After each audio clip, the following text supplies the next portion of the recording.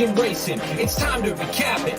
And who better to do it than Michael and Magic? Two bros/pros who cover the highs and lows of racing around the globe on every one of their shows. Real fans look forward to these guys and their last stunts, cause they know they're not talking out of their royal ascot. What they say makes sense. So ladies and gents, sit back and relax as Blinkers Off presents The Magic Mike Show, where you hear the experts speak. The Magic Mike Show. Tune into the show every week. The Magic Mike Show. You can trust the show is the bomb because it's being brought to you by RacingDudes.com.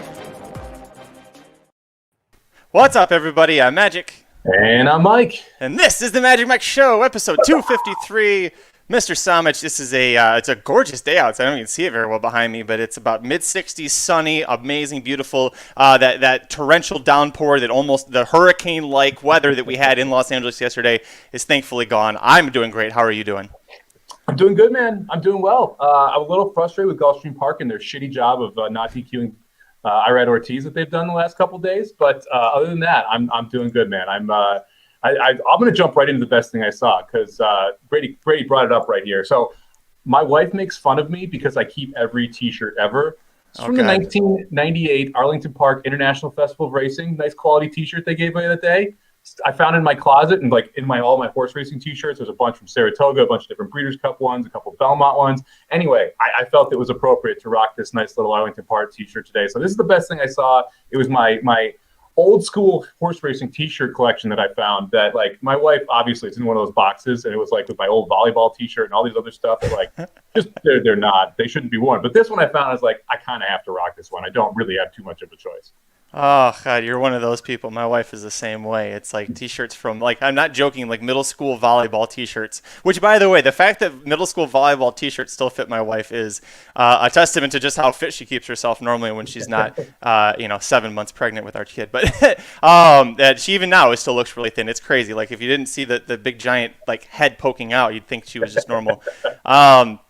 She has all those T-shirts. I have a couple of things. The problem is I tend to wear them out. I'm not very easy on clothing. So like if I have a T-shirt that's like that, I wear it when I'm going to be outside working on stuff or if I'm working out. And so the stuff that really just like it's all the sweat and everything, so it breaks down pretty badly. That shirt though looks like it's kept in immaculate condition, as it should be, because it's now a historic relic pretty much. Yeah. They're hard to find now, man. Not going to be many around here. It's a little tight, but you can't really tell it's a little tight. It's a little tight up in this area, but that's okay. Yeah, it's what? Almost, wow, geez, now I feel really old. It's a 23-year-old T-shirt. Holy crap.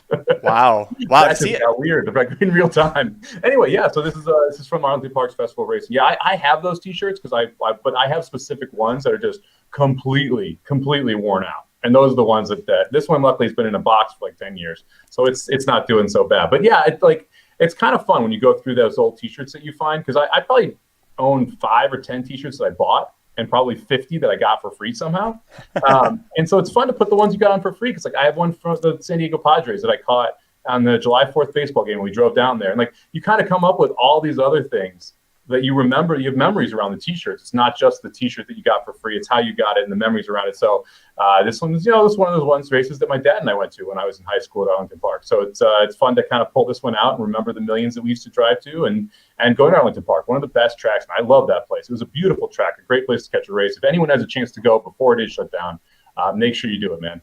That is awesome. I haven't even been following horse racing that long, let alone have a T-shirt that is that old. Listen, best thing that I saw yesterday, I finally watched this documentary called The Russian Five, which came out a couple of years ago, which as a Red Wings fan, you're like, how the hell did you not see the Russian Five documentary until now?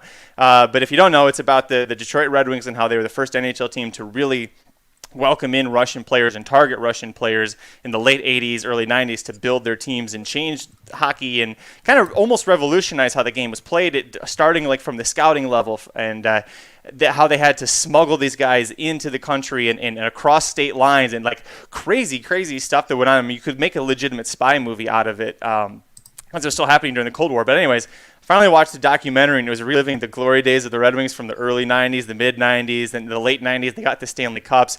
Of course, it ends with talking about how they win the Stanley Cup the first time, and then 2 of their 5 Russian defensemen are in that bad car accident. One still can't walk to this day, and then they win the cup the next year in memory of him. And it was just like all the emotions, man. All the emotions from 23 years ago. You're talking about 1998. All those emotions just came flying out of me last night. But it was, oh my God, it was amazing. And I texted a couple of friends because obviously it's very close to me. If there was a St. Louis Blues documentary, you would be very emotionally invested.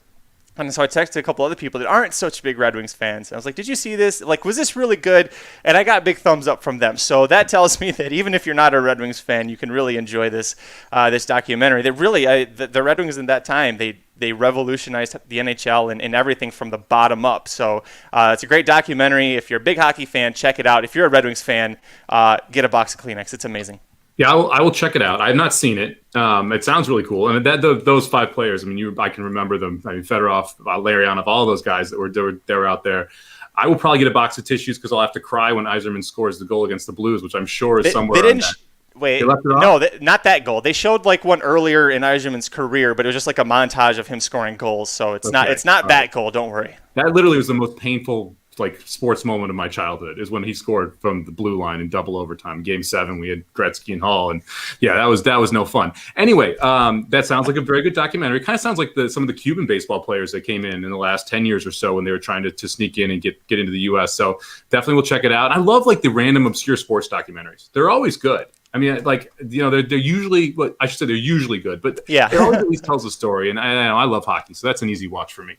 Well, 30 for 30. When 30 for 30 series, before they put it behind a paywall, I loved it. And you got some of the most obscure shit. Like, I didn't think I'd ever care about the USFL and, like, what happened with United States football. Like, but you find out about it. You're like, or the marching band that saved or brought the NFL back to Baltimore. Like, crazy shit like that shouldn't exist. You're like, it's really crazy. Man, there were some good 30 for 30s, too. The Gretzky trade, that was a good one. The Catholics versus convicts one was good too. Uh-huh. There were some great 30 for 30s, man. Yeah, it's so great. Anyways, we're going to be talking about Santa Anita Park. As we told you earlier this week, we're looking at the late pick 4 sequence, but because it's such a big day, because of who's involved with the other races, and because we get this request, we're going to take a look at it from a pick 6 standpoint. We're going to look at the first 2 legs. Mike and I are going to give you a horse that we think is a surefire winner or a really good horse that you're going to use in your pick 6 payouts, and also try and tip you off on who we think might be a longer shot that is worth including. So if this thing pays out really well, you're going to want to be in charge. Or on top of that, let's get into things, Mike. Riders up. Let me get that posted. Yeah, so we got a root for who is this here? That's the 8, right? I had the 8. I had the 5 in my my pick 3 with the 8 in the last one. So I like your 8 as well. I was 1-8 in the last race. I can't believe some of the morning. I mean, I can, but I'm like, a couple of these horses I'm kind of against that are shorter prices on Saturday. Oof. This is going to be fun. All right. Did it go away? There, good. Okay. You want to start things off? Sure. Hey, Magic. Did you watch the Rocket Hour this morning? I did. I saw he got to break the news about Everybody Racing News working with Manscaped. Yeah, man. Manscaped.com sent us what they call the perfect package, which totally fits, by the way. It's got lots of good stuff inside. Oh, yeah. So they got this electric razor. They call it the Lawnmower 3.0. It's cordless. It's waterproof. It's rust resistant, so you can take it in the shower. So it makes it easier for the little hairs and stuff to go away. It's easy to clean, which is nice, and it's a really safe way to keep yourself pretty well manicured down below the waist. Like a freshly trimmed Arlington Park turf course. Oh, yes, sir. That's great. Just like that, the perfect package also includes a ball spray toner, which sounds weird, but it'll keep you feeling fresh even if you're coming off of a layoff. And there's also this anti-chafing deodorant. You can use that to protect you when you're sweating out that inquiry at the track. It's all really great stuff in this thing. The perfect package also comes with the premium boxers, which feel amazing when you put them on when you're done cleaning. God, dude, I put the boxers on like I was a joke. I was like, I'm gonna try these on, and then I was like, oh my god, like this stuff actually works. And what's gonna feel even more amazing, Mike? If you go to manscaped.com, you use the promo code MAGICMIKE, MAGICMIKE, all one word. That's for 20% off plus free shipping on your first order. But wait, Mike, there's more.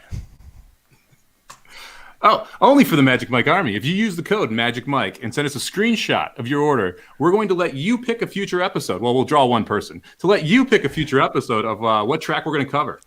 Oh yeah, and not only that, you get to send us your pick 4 ticket in advance. We're going to put it on the screen, and you get to battle head to head on the Magic Mike Show with the experts. Wait, Aaron's joining us for an episode? Go to manscaped.com, use promo code MagicMike. That's all one word. It's going to get you 20% off, plus free shipping, plus you'll get to be a big part of a future episode of the Magic Mike Show. Make sure you support the Magic Mike Army. Use the code Magic Mike, 20% off. Your balls will thank you. Oh, that was so much fun. Nothing like a promo read. Nothing like a promo read. Oh, and you know what? If you saw the Rocket Hour this morning, well, let's just say there's a phrase that goes, first is the worst, second is the best. Look, Vinny's in on it too. Yeah, seriously. Use the code Magic Mike, screenshot it, send it to us. Somebody's going to be able to pick it and go head-to-head against the experts. And you don't have to be – it's not an on-camera thing. I know some people are a little camera shy, so you don't have to worry about that. But we do want to thank the folks at Manscaped for helping put that together. Mike, let's get into things here. We're going to take a look from the Pick 6 standpoint. Kicking things off is going to be Race 6 at Santa Anita. By the way, Santa Anita put together an amazing card on Saturday. This is like Gulfstream-esque to me with how great it is. 11 races, lots of great betting options. Race 6 is the San Felipe Stakes, Grade 2, Kentucky Derby prep race. Life is Good on the rail, 4-5 favorite. We all know that he's going to be really tremendous. Do you start off singling here? Does it seem like it's a trap to try and single him here? I guess, Mike, a surefire winner, and then a horse that you think could really spice things up here. Yeah, this one's interesting for me because I haven't constructed my Pick 6 ticket yet. The bombs are going to be at Santa Anita all weekend, so I'm still trying to work through that here. I think Life is Good is probably the best horse. This horse looks like a monster in the morning, Life is Good could be very, very tough in this spot. I like the Great One quite a bit. I think if you're looking for a price, Dream Shake is the horse that I think it may go off at a little bigger price than we expect. I mean, the 5-1 seems about right. I'm hoping it floats up a little bit on race day. The fact that Rosario was on this horse tells me a lot about the horse. So I do think that Dream Shake is a usable horse if you want to, but I think that Life is Good is going to be pretty tough in this spot. Yeah, I'm with you. And I think the 4-5 price says it. If you weren't going to try and single, and I think that's a very logical horse to try and use, like Mike said, he's been working lights out. The Great One, we've talked about him before plenty on the show. We talked about him just back on Monday when we were doing our Kentucky Derby traffic light game. Roman Centurion, Medina Spirit, these are horses that were in the Robert B. Lewis. We'll see what happens with them. Dream Shake is going to be stretching out after that maiden breaking debut effort. Peter Urton isn't a guy who usually has a horse that he pushes right through the ranks after he wins his debut. So the fact that he shows up here, a lot of strength. Let's take a look at the second race, Mike. This is an allowance race going a mile on the turf. Whisper Not has the buyer speed figures on paper to say he should be the best in here. He's your 8-5 favorite from post 2.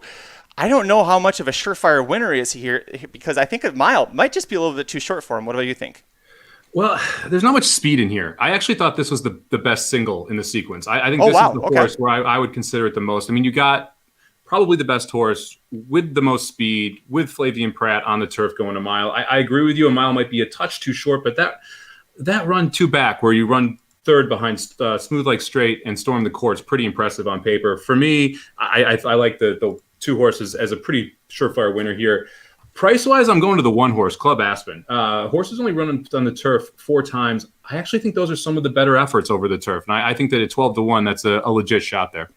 I love that you and I landed on the same price horse. It's intriguing. I went the same way with Club Aspen. His 2 best efforts in his career were both turf routes, and he hasn't really done it that often, but Clubhouse Ride as a California sire has proven that he can get turf horses short, long, dirt, short, long. So Juan Hernandez is right there behind Pratt and Reespoli, and the jockey standings, they're going back and forth all the time. So that's a great one. I thought that the 3 Rip City was a good horse to use. The buyer speed figures don't match up to the 2, but this horse loves to win. He's had 4 starts since switching to the Mike Pipey barn. He won the first 3, and if it's not for a bad break in that last race, maybe he wins all 4 of them. So this is a bigger class, a bigger step up, but he has passed everything, and he likes to run at Santa Anita. So you're not going to get quite the price on him. Looks like he's 5-2 second choice and is probably going to be able to do that. But we both like Dr. Tang says right here, Club Aspen was 12-1 on the morning line. He's now going to be 4-1. I think the 6 is also interesting in this spot too. If you're looking to beat him, 2 sprints to a route, picks up Rispoli. I think that horse has got a shot wiring the field if the 2 doesn't go.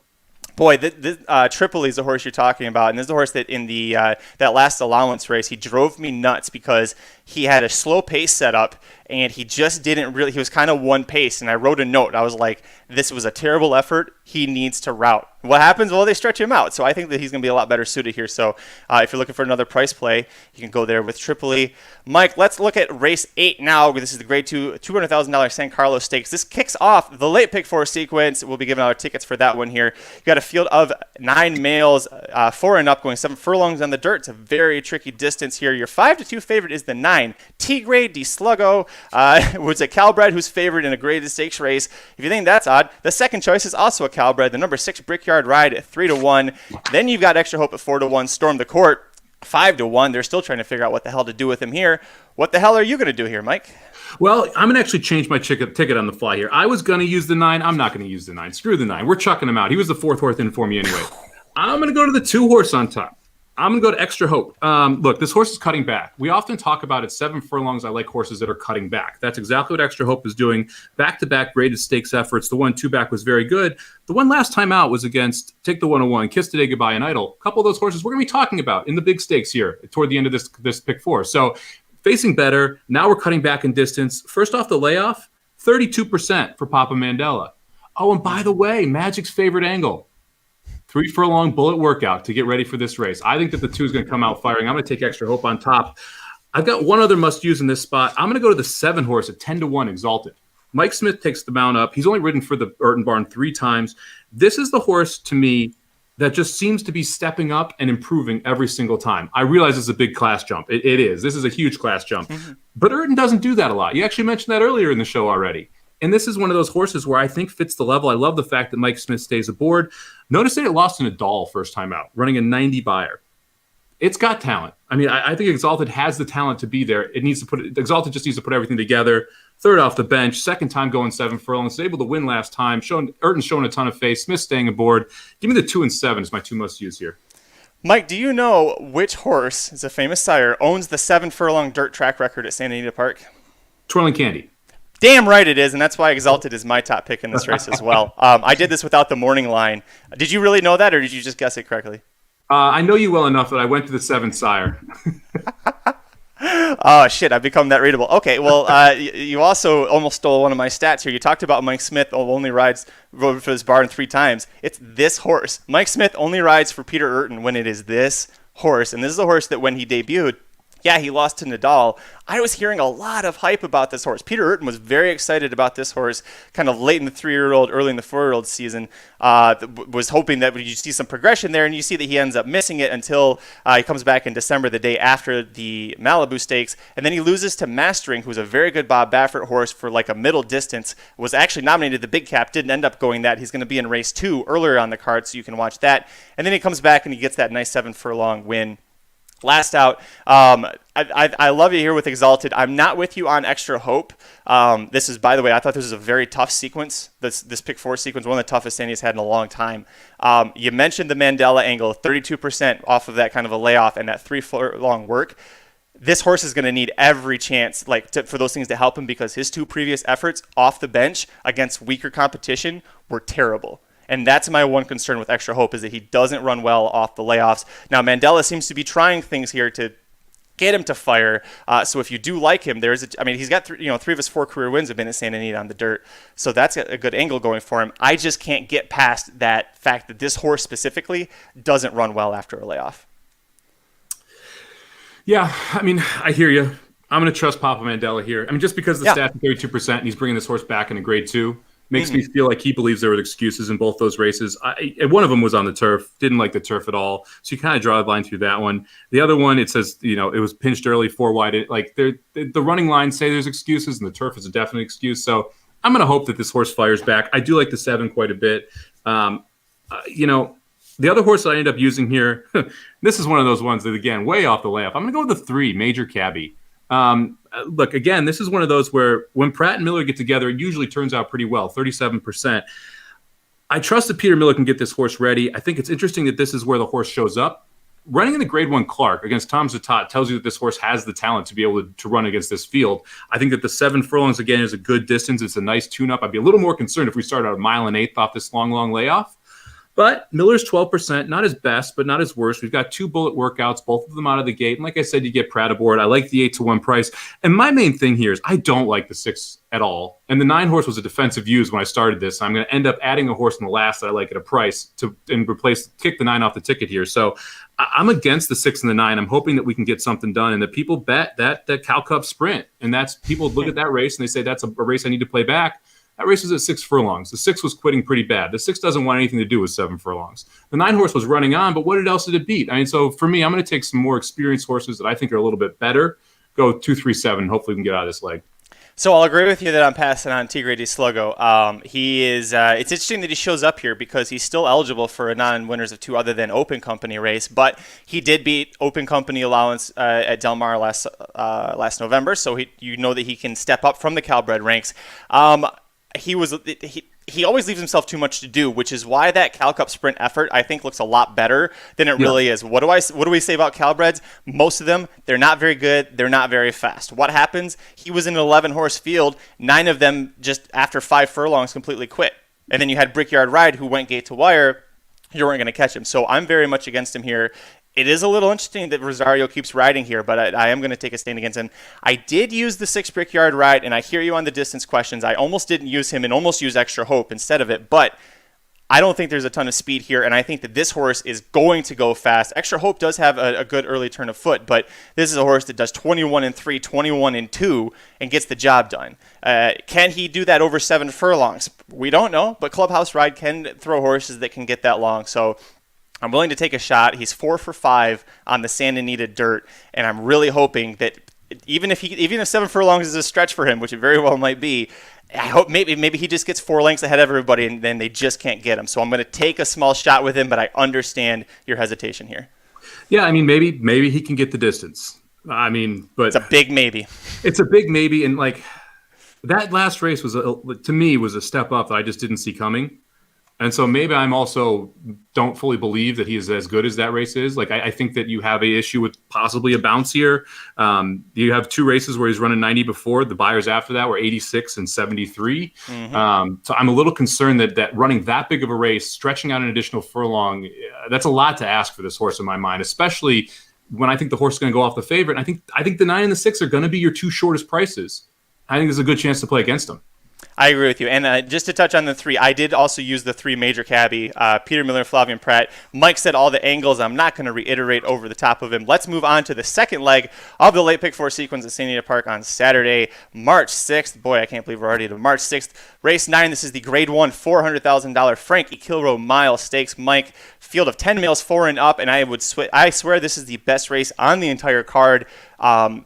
If you got strong opinions elsewhere and you want to hit the all button here, I think that's not a terrible decision.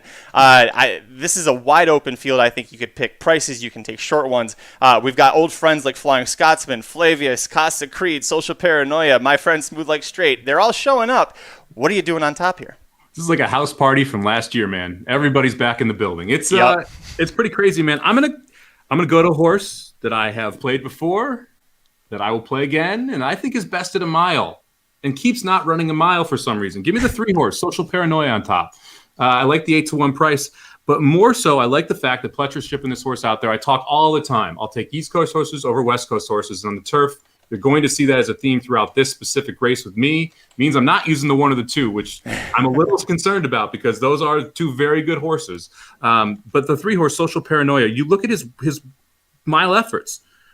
Wins the Grade 3 Poker, wins the Grade 3 Appleton, both times being able to show some pace and then flying late. We get 3rd off the layoff. We're coming over to Santa Anita for the first time, facing a little bit weaker fields, and I think he's been facing. I mean, he just faced Colonel Liam, Largent, and Cross Border last time out. Okay, this is like Colonel Liam, very good horse. I think we proved that one, right? Yeah. So I think Social Paranoia has been facing better. I think the horse is going to get the trip. I think there's enough speed in here that he's going to have the pace to close into. It's the East Coast horse coming west. And he's 3 for 3 at a mile. Just let this horse be a miler. Stop messing with all these distances, man. He's really good.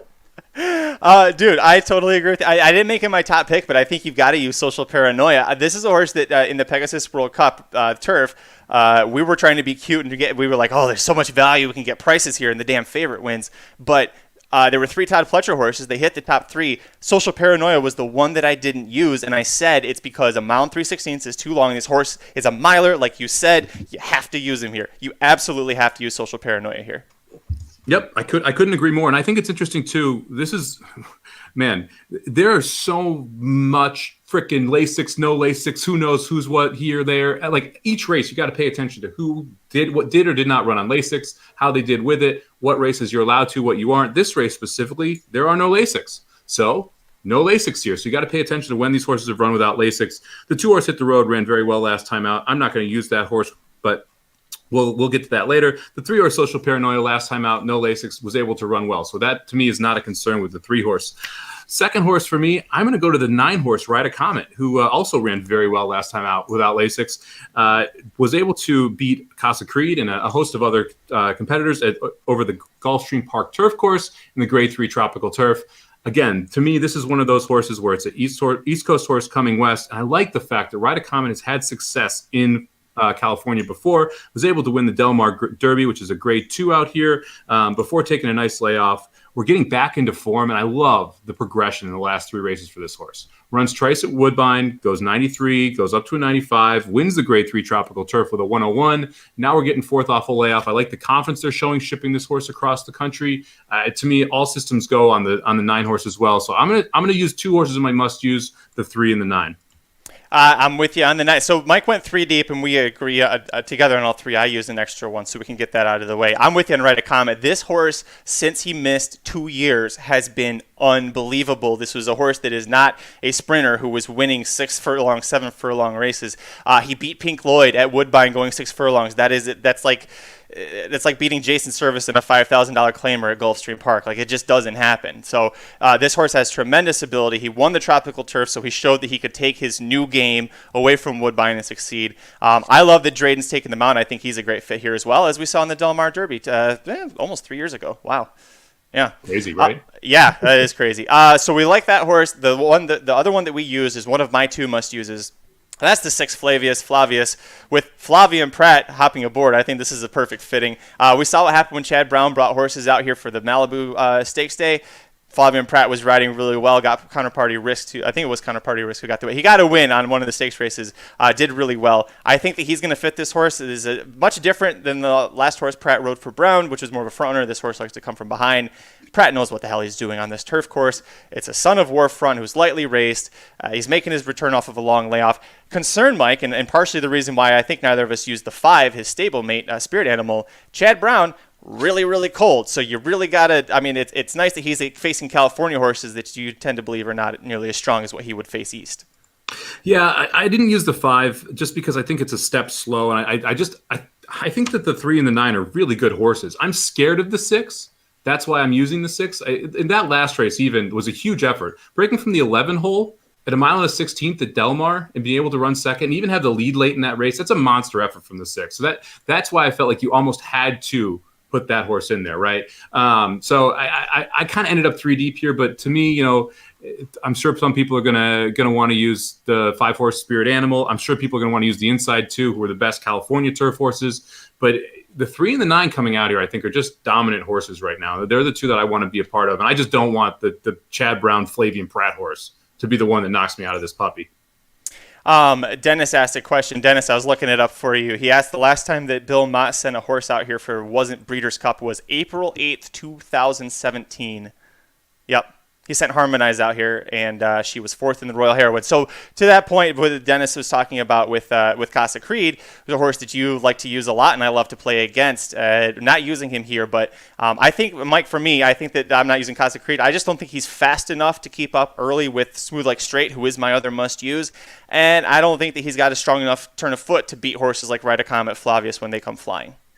He could trip out. That would be my one thing with Casa Creed. Like that, Casa Creed could end up sitting in that 2nd or 3rd spot, kind of like when he won the what was it, the Hall of Fame? No, I'm trying to think of the race. That's not in the form anymore. When he won the big race for us at Gulfstream Park, where he tripped out in 2nd, and the pace just kind of set up perfectly for him. He could do the same thing here. Kitten's Joy. Kittenstroy, there it is. He could end up sitting right outside the pace and be able to pounce and get first run and maybe be good enough to hold. We also know he likes firm turf, which is a positive there. John Velasquez picking up the mount, another positive. Casa Creed is one of the ones I considered in this spot. I thought that he may get the right trip, and I do like the form that he's been facing more than the form that the 1 and the 2 have been facing. But again, the fact that Ride a Comet was able to beat him last time, and I think Ride a Comet's on the upswing, I felt like I was covering Casa Creed by using the 9. So let's talk about the 2 inside horses, the 2 best for California. That's Smooth Like Straight on the rail, and then Hit the Road, the 2 horse here. For me, one of the deciding factors, I love Smooth Like Straight. I bet this horse, pick this horse every time. I love him. This is the one California horse who can go out east to Churchill and actually have a shot. So I love Smooth Like Straight. I also love that he drew the rail. He likes to be right up on front with the pace. And Umberto Rispoli had his choice between Smooth Like Straight and Hit the Road. He went with Smooth Like Straight, and that's coming off of winning the Grade 3 Thunder Road with Hit the Road over this course and distance, first off of a long layoff, too. So there's a lot of factors that you could have liked about Hit the Road. I went with Smooth Like Straight because I just love this horse, but it is his first time facing older horses, too. So talk the fans through real quick, Mike, about why you stayed away from both of them. It just comes down to who they've been facing. I mean, that to me was the biggest thing. I mean, you're talking about how Whisper Not is not one of those like lock horses. That's who Smooth Like Straight just beat. I mean, if Whisper's Not is in this race, 60-1, right? I mean, so you kind of look at who's run behind these horses. If Bob and Jackie's in this race, what's Bob and Jackie's odds? Oh, Bob and Jackie. Like 25-1, something like that, right? And Should this is who ran right behind these horses last time out. And so when I'm looking in a form line where you're facing Colonel Liam at a distance you don't want, or you're facing Bob and Jackie, I mean, it's a pretty easy decision for me which way I'm going to lean toward. I think that the class that some of these horses have been facing is just way better than the class that the 1 or 2 have been facing. Now, am I saying they can't win? No, they could win, but I don't see how you can compare who won the 1 Smooth Like Straight and the 2 Hit the Road have been facing to who, the 3 Social Paranoia and the 9 Ride a Comet have been facing. So I'm going to take the horses that have been facing much better and are shipping in than the horses that have been running around in a circle on this track in Del Mar facing worse horses. And to Mike's point, you've got 6-1 on Flavius, and you're getting 4-1 on the 2 California horses. So still, I think this is a really strong race. I mean, we didn't talk. Neither of us are using Flying Scotsman, but this is a horse with Jack Sisterson is as hot as any trainer is. When you get to these Grade 1 races, did you consider Flying Scotsman that hard? That last race was just a little too good. I mean, I had Flying Scotsman last time out. I love it. But that felt a little bit like the wedding, and I'm worried that this is going to be the funeral. And then you look 2 back when Flying Scotsman ran without Lasix, and you saw a really bad effort. That scares me a little bit. You're also breaking from the 10 post. You have no choice but to absolutely send, and there's speed to the inside. You might end up hung a couple wide. I love me some Jack Sisterson. We talk about it all the time. I like this horse quite a bit. This horse, I mean, this was a big part of me having a shot at a BCBC and HCC, but I can't get there on this race. I just can't do it. The last race was too good, and the race without Lasix was too bad that I can't use this horse. We'll move on to the third leg of the late pick 4 sequence at Santa Anita Park on Saturday, March 6th. Race 10, the Grade 1 $400,000 Santa Anita Handicap, the big cap, the reason Mr. Aaron Halterman just logged into the back end to listen, because he wants to know, are we singling a 7, Tis a Magician, who's 12-1 on the morning line? No, we are not, but I will be cheering him home. No, we are going to be looking hard at the number 2 Maxfield, returning here for Brendan Walsh. He's finally going to make his Santa Anita debut. He tried running the Breeders' Cup Juvenile here a couple of years ago. Didn't quite work out for him, but he is your 8-5 morning line favorite. The 5 Express Train, coming off of that really big win last out, is stretching out to a mile and a quarter. He's a 3-1 second choice. Independence Hall at 4-1. Why the hell not? He ran like shit in the Malibu, almost won the Pegasus. Why not give the big cap a try? What are you going to do on top here? Well, look, I'm going to put Maxfield on top, but I think Maxfield is awfully vulnerable in this spot. Horse is 5 for 5, okay? But who's the best horse Maxfield's beaten? I saw this argument earlier today, which was interesting. The argument was great. You beat Sonneman twice. Right, and then the buyers have been improving, and the horse has a ton of talent. And yes, I totally agree. This horse is going to go off at 2-5. That's my problem with this horse. I cannot swallow 2-5 when I think that you have other horses that could beat Maxfield, that you're going to get unrealistic prices on. And so if I'm playing a pick 4, then I'm really interested in trying to spread here and beat this horse, because this horse is going to be wildly singled in the pick 6. This horse is going to be wildly singled in the pick 4. This horse is going to be wildly singled in the pick 5. And I'm just not sure he should be 2-5. I think this is the best horse in the race. This should be your favorite, but a reasonable price here is like 7-5 or 8-5 in my mind, not 2-5. So I'm going to go 4 deep here, and I'm going to take a shot against. I'm going to start out with Express Train, who just won over this track, going 1 1/8 mile, won the Grade 2 San Pasquale, and looked awfully good doing it. Was able to run right by Tiz Magician, who, let's be honest, had a fairly easy lead. Like to be able to close it at that fairly easy lead, I think shows you that this horse is on the uptick, is running well. 100 buyer last time out. We're getting third off a layoff for Sheriffs. Union Rag's horse cost $500,000. Hernandez keeping them out. I mean, I think this horse should be close to co-favorite with Maxfield, and I think you're going to get completely different prices on race day. So I'm going to start out with the 5 as my second pick, and then I'm going to go to the 3 horse, Kiss Today Goodbye, who's 8-1 on the morning line. The last race was over its head in the Grade 1 Pegasus World Cup. But if you come back to the race prior to that, ran a 98 over this course, going 1.25 miles, which is the distance we're going today in the San Antonio. Didn't beat that much. Totally agree with that part of this. But if we can run back to the 101 buyer, even go back to that 98 buyer, I think you got a legit shot in here. I mean, Maxfield needs to take a step forward to be able to dominate this field. I think that if Maxfield is flat or the same, I think a couple in here have a shot. So I'm going to start out with the 3 and the 5 as my 2 swings. Did you single Maxfield? Did you try and beat him? Where'd you end up here? No, I did make him my top choice. I remember saying after he won the Mine Shaft at Fairgrounds, if there's a racing god in heaven, this horse is going to stay healthy enough to make it to the Breeders' Cup and just show up in these big Grade 1 races because he's tremendous.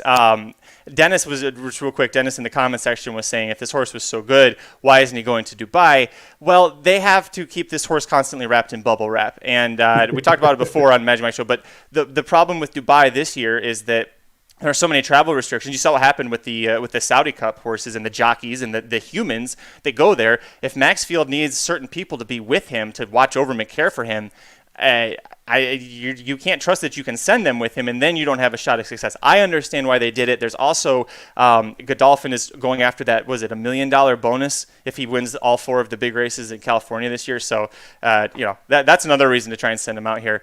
I did make him my top play. I wanted to go 4 deep. The one I didn't use, and ultimately, is Express Train. For me, it came down to with the type of trip he's going to get.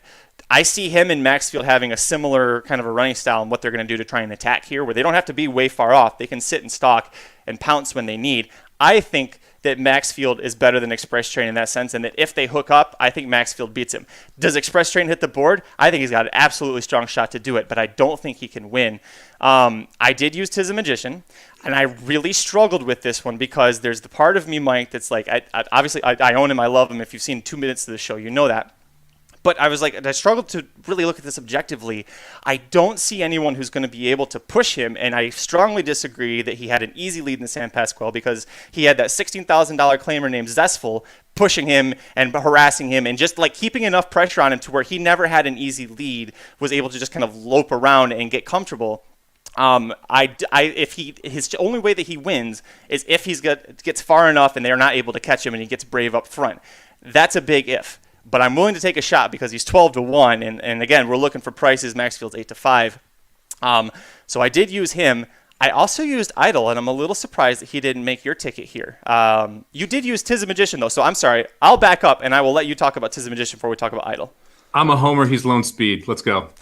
Yes. Okay. I am so pumped now. And I'm fully admitting it. I'm a homer, and he is Lone Speed. And those two, like, if he wires this field, this is the reason he's on my ticket. If he wires this field, I'd be so pissed if he wasn't on my ticket. So I had to emotionally hedge, because if I didn't have him on the ticket and he wired the field, I would lose my mind. So I'm going to emotionally hedge and use Tiz Magician here. If you don't want to use Tiz Magician here, and I wouldn't totally blame you, I'll tell you what 2 horses to add in the last. All right, so Idol. I'll talk about Idol real quick. This is a horse that he came out here, was very highly praised for the San Antonio, and had a really weird, shitty trip. I'll get there, Dennis. Don't worry, Aaron. Whoever clicked, I don't know who clicked on that. One of you clicked on that. He came out here with Gabe Sias flew out, and it was like, man, Gabe Sias is coming out. This is the only horse he's riding. It's Malibu Day, and just missed. Okay, we're going to bring him back to San Pasquale. And I was like, I don't know. I think Sias rode him a little weird in San Antonio. We'll see how he does at San Pasquale. Same shit. Really weird-ass trip. That day definitely wasn't catching Express Train, but he probably should have gotten Tiz Magician at some point in there. Didn't do it. Now we're getting a big jockey upgrade to Joel Rosario, and I made a note that if Idol gets a much-needed jockey change after that race, I've got to play him because he's got so much ability and talent. He just needs someone who can tap that out of him. Dennis, Tis a Magician can beat Maxfield, bitch. How about that? I'm just kidding. I love you, Dennis. I just said, but you, yeah.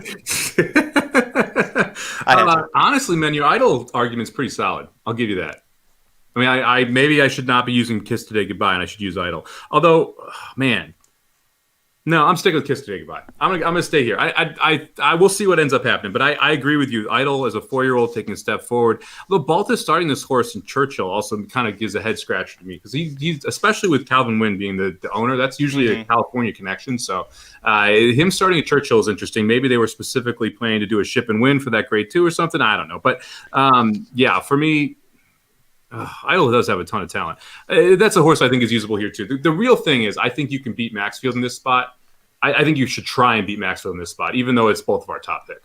I know that if we end up doing a live feed, if we do a live feed, it'll be during this race, and you can see just how I'm such a nervous wreck. I'm such a nervous wreck when that damn horse runs. It's probably laughable. It'll be great content. Tune in on Saturday, however you're watching us now. Also, Mike. Go ahead. Because I have to say this. Steve Asmussen trained Henley's Joy goes down at 1-2 on the turf course at Sam Houston Race Park. Steve Asmussen on the turf, 1-2 with Henley's Joy at Sam Houston. Come on, I'd like to say he's better than that on the turf, but he's not. Let's move on to the fourth and final leg of the late pick 4 sequence at Santa Anita Park on Saturday, March 6th. We've got a big old field of maidens going 6 furlongs on the dirt. Your 5-2 favorite is the 10 Following C for Bob Baffert, who also has the number 11 defunded in here. I'm going to have to do a quick hat stitch because we've got number 4, Mr. Impossible, who is a half-brother to Harvest Moon. Mr. Samich, where are you going on top here? Well, this one I went back and forth quite a bit for who I'm going to end up on top. I went with Mr. Impossible. Look, this horse lost to Concert Tour and Dream Shake, and those are 2 very good horses in those spots. It was 3-1 in that Dream Shake race, which, oh, by the way, also included a certain Bob Baffert horse named Bezos that took all of the money. So that race, I think, is going to come back as one of those kind of important races, and you should look at those odds. I mean, Dream Shake being 20-1 was even a little bit messed up because that Baffert Bezos horse was in there. So I think that Mr. Impossible should be the top pick here. You've got speed that's from toward the inside. I think the 6 furlongs better suits this horse than 6.5. I think Callahan will have it ready to go. So I'm going to go with the 4 on top, but I am going to go 3 deep here. I'm interested to see where you end up. I'm not going to use either Baffert. So if you don't want to include Tis the Magician, using the 2 Bafferts would be what I would add in this last race. But I'm going to use 0 Bafferts here and hope that Tough Luck Bob doesn't get me. You heard it here first, folks. Tis the Magician equal to 2 Bob Baffert horses. I'm with you. Mr. Impossible is my top pick as well, half to Harvest Moon, who I love. I've been really excited about this horse every step of the way. I like that they've been keeping him sprinting because with his breeding being by Munnings, this is where he needs to be. So I'm glad they weren't like, oh, let's try and push him into the 3-year-old route races. No, this is a great spot for him. You touched on who's beaten him. Harbored Memories, who was second in that race last out, as a half-brother to Galilean, who is an extremely talented California horse as well. So good horses he's been facing. He's got the class here. You and I both used the 3 Patron de Oro. This is my second choice here. Brian Coroner didn't always do well with horses first off the layoff, but he's starting to get, or first-time starters, my apologies. He's starting to get better at it. 2 of his last 3 first-time starters at the Santa Anita meet, they ended up winning. Flavian Pratt picks up the mount. This horse has a really solid foundation of works. I like that he missed a bunch of time from October 19th. He comes back, does a really sharp 3 furlong work, and then Simon starts building him up, and we're here. The last work, 47-4 handily, a really nice work for this one. So I think everything about this horse is great. High purchase price here for an Ontario bred. Did I miss anything that you liked about the 3? No, I mean, Pratt in the workouts, man. These workouts are stellar. I mean, you have so many bullets, but you also have like a 47-1, 2 of 79. You have a 59-3, 3 of 64. This horse seems to be ready to go. So I think that the 3 horse is going to be loaded. And Brian Coroner also doesn't normally have $300,000 firsters. Mm-hmm. This is a very expensive horse for him. So I like the 3 quite a bit. Last horse I'm going to use is the 12 horse, Chaos Reigns. Now, look, Ron Ellis was interviewed about this horse during that Dream Shake race, and he loved this horse in that race. Mm-hmm. Okay, and Ron Ellis usually does not love his horses, and he thought this one had a ton of talent, would have a shot at getting it done here. The horse was too wide, didn't have a ton of rallies. If you watch the race back, it never really got its motor going. I love the fact that we come out of that race. We've got a 59 bullet workout out of the gate. So we've worked a little gate speed into it. Ellis is 14%. So $200,000 Son of Malibu Moon. Pratt rode this horse first time out. That's how much this horse was thought of in that for Ron Ellis. I think that the 12th horse at 12-1 is a steal of a price. I think you're going to see a lot of improvement second time out. Good enough to win? I think it's going to be tight. But I think at 12-1, it's one of those horses that could really blow up this ticket because I think it's going to get ignored in that outside gate. Dude, I looked at this horse quite a while, too, because I also used him in that race. I thought he had a good shot to beat Bezos. Fun fact, this is a half-brother to a horse named Milano, who still hasn't started, but he's a $1.3 million son of Intimicious with Mark Casse. So there's plenty of good breeding here. Someone thought enough to plunk down $1.3 million on his older brother. $200,000, you could look at this and say, well, Pratt left for the Coroner horse. Well, it's probably been working well. That's why. Jose Valdivia Jr., that's usually who Ron Ellis goes to for his normal mounts. And he doesn't have, he's only got 14 starters. He hasn't won yet this meet, but he loves to put Valdivia on, and they have a really good rapport. So I looked long and hard at this horse. I just, for this moment, I can't get away from the 11 Defunded. And I'm surprised that he is actually the second choice on the morning line here because he's been outworking the 10 following C, who's the 5-2 favorite. Defunded, I think the big reason you're going to get a price on him, Mike, is because, well, he ran once in August, and I know you don't love to bet Baffert second off. He's really slipped off with that, by the way. He's down to 16%. Whereas he's 30% with first-time starters. I'm going to forgive him for losing that debut because he was very fractious in the gate. He tossed his head. It was a big mess for him. They gelled him, planned to bring him back in October. Something came up. You see, he misses a bunch of time, but his works have been pretty good. At 47-2, 4 furlong last work tells me he's going to be ready. Rosario took this one. Remember that Rosario and Velasquez have the same jockey agent. Which of these two jockeys is going to be staying in California after this weekend? That's the one I would assume got the better of the two. And maybe I'm reading way too much into this, but that's why I went with the Rosario horse and not the other one. Yeah, I mean, I would say if you're using one, you really need to use the other. To me, I mean, that's like I just feel like you're going. There's a chance you really regret your ticket if the 10 wins you use the 11, or if the 11 wins and you use the 10. So in my mind, if you're going to use one, you have to use the other. It's why I'm not using either. And that kind of like, it's fair. I didn't want to go 5 deep here because it meant I had to really trim the ticket down in other spots. And so, for me, like, oh man, I just thought of a great cross promotion. My Manscaped trim of the week is getting rid of the Bob Bafferts here in the last leg of the pick 4. I love it. Because look, like I said, you got to use both if you're using one. They've been working together. Yeah, one's been working a little bit better than the other, but they both had the 47-2. And if you look at the Clockers reports, you're going to hear that the 11 did a better 47-2 than the 10's 47-2. But when you're dealing with these horses that haven't won before, the break can be a huge part of it. Like if one horse breaks, the other one doesn't. If Velasquez sends and Rosario gives him the Rosario ride on the 11, you don't know. I don't love the fact that Run Happy is the sire of the 10, but look, Spendthrift kept this horse. And that to me tells you that the horse may be pretty good here. You have a $10,000 stud fee and Spendthrift kept the horse. That's my biggest concern with the 10. But if I'm going to go deeper, this is the red leg I do it, and I use the 10 and the 11. But I chose not to do that. Yeah, I might end up making my own Manscaped trim of the week here. Once I see the clock reports, I'm actually very anxiously awaiting those because I want to see. I've been starting to use that a little bit. I don't rely on it. It's not like the one thing that I'm like, oh, they love this. They gave it a B+ rating, so I have to use this horse. It's just, for me especially, it's nice that someone who really knows what they're looking at to use these. So I am excited to see what comes out with that. And it could affect our tickets. Before we end up closing things, I do want to remind you folks to make sure you're following us on Twitter. I'm at Curtis Kellard. He is at SummerBomb18, number 8. Just make sure you follow us because if and when there are changes that get posted, we're going to have them on Twitter. So then that way you're fully up to date. Yeah, and if you're playing Sam Houston tonight, there is a grid up for Sam Houston. We got 5 races left in the card. We did have the winner against Henley's Joy, so pretty happy about that. That's why you saw. So, although it was 10-1 at like 5 minutes to race, it goes off at 3-1. But we'll still take it because beating anytime you beat an Atchison horse that is sub 2-1 at Sam Houston Park, your race park, you're gonna be able to make some money in the exotic. So hopefully you're live in the pick 4 and get this puppy home. All right, that's going to do it for this episode of the Magic Mike Show. Thank you so much for joining Mike and I to go through the Pick 6, the Pick 4 at Santa Anita this Saturday. Make sure you go to racenews.com. Mike's going to have the full Summer Bomb grid and ticket options available for you, covering all 11 races at Santa Anita Park. It is a fully stacked, loaded day of racing. Still going through puberty a little bit. Ricky Pashnak's going to have the Rocket Hour show on Friday morning. I'm going to make a quick appearance. We're going to talk about some of the stakes races and more thoughts on that, so check that out at 8 Pacific, 11 Eastern tomorrow.